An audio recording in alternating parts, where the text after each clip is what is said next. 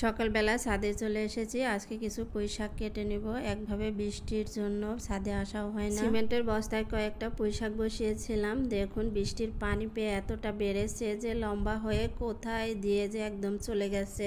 শুধু ছাদের পারে, তারপরেও এত সুন্দর আর টাটকা হয়েছে। আমি এখানে টেনে টেনে নিয়ে আসলাম, নিয়ে এসে এখন গোড়া থেকে এটা কেটে নিব। ছাদ বাগানে কিন্তু পুঁই শাক খুব ভালো হয়। দেখুন আমি এটা গোড়া থেকে কেটে নিলাম। আবার যে দুই একটা পাতা আছে ওখান থেকে আবার নতুন করে ডাল বের হবে, আর সেই ডালগুলো এক সপ্তাহের মধ্যে আবার বড় হয়ে খাওয়ার উপযুক্ত হয়ে যাবে। পুঁই শাকটা আমার একটু বেশি প্রিয়, সেজন্য আমি এই যে আনাচে কানাচে এভাবেই কিন্তু পুঁই শাক লাগাই প্রতি বছর ছাদ বাগানে। নিজেদেরও খাওয়া হয়, আবার সবাইকে দেওয়া হয়, খুবই ভালো লাগে। আর বাড়ির জিনিস খেতে একটু বেশি মজা হয়। পুঁই শাকটা খুব দ্রুত বাড়ে, সেজন্য ছাদ বাগানের জন্য একটি আদর্শ সবজি চাষ সবাই করতে পারে।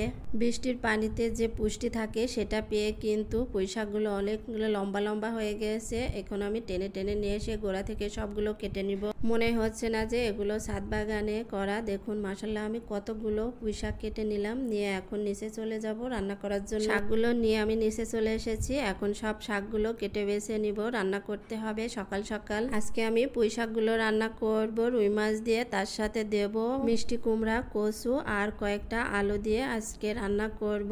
এগুলো দিয়ে পুঁই শাক রান্না করলে কিন্তু খেতে অনেক মজা লাগে। সবকিছু রেডি করে নিয়ে চলে এসেছি চুলার উপরে। এখন আমি মাছগুলো পরিষ্কার করে লবণ হলুদ দিয়ে আগে একটু মাখিয়ে নিয়েছি হাত দিয়ে খুব ভালোভাবে। এখন কড়াইতে দিয়ে দেব তেল গরম করার জন্য। কড়াইতে তেল দিয়ে গরম করার জন্য অপেক্ষা করছিলাম, গরম হয়ে গেছে। এখন মাছগুলো দিয়ে দিলাম একে একে। মাছগুলো আমি খুন্তি দিয়েই দিয়ে দিলাম, হাত দিয়ে দিলে তেল ছিটকে হাতে লেগে যেতে পারে, সেজন্য আমি এভাবে মাছগুলো খুন্তি দিয়েই দিয়ে দিলাম যাতে হাত পোড়ার কোনো ভয় না থাকে। এখন মাছগুলো খুব ভালোভাবে উল্টে পাল্টে সময় নিয়ে ভেজে নেব।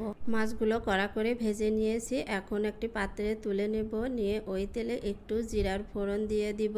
দিয়ে এখন বাটা মশলা আর গুঁড়ো মশলাগুলো আমি একসঙ্গেই দিয়ে দিলাম তেলের ওপরে। দিয়ে খুব ভালোভাবে মশলাটা কষিয়ে নেব। মশলায় আরেকটু পানি দিয়ে আরেকটু ভালোভাবে কষিয়ে নেব যতক্ষণ না তেল উপরে উঠে আসে। মশলাটা কষানো হয়ে গেছে। এখন আমি কেটে রাখা মিষ্টি কুমড়া আর কচুটা দিয়ে দিব। দিয়ে একটু নাড়াচাড়া দিয়ে ভালোভাবে কষিয়ে নেব। তরকারি যত কষানো ভালো হয় রান্নার টেস্ট কিন্তু তত বেশি ভালো হয়।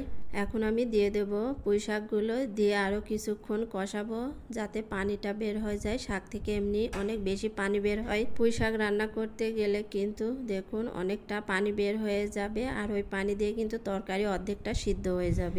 দেখুন নাড়াচাড়া করতে করতে কতটা পানি বের হয়ে গেছে। এখন আমি কেটে রাখা আলু দিয়ে দিলাম। আলুগুলো আগে দেওয়া হয়েছিল না। আলুগুলো দেওয়ার পরে আরো কিছুক্ষণ কষিয়ে নিয়ে এখন পরিমাণ মতো পানি দিয়ে দিব।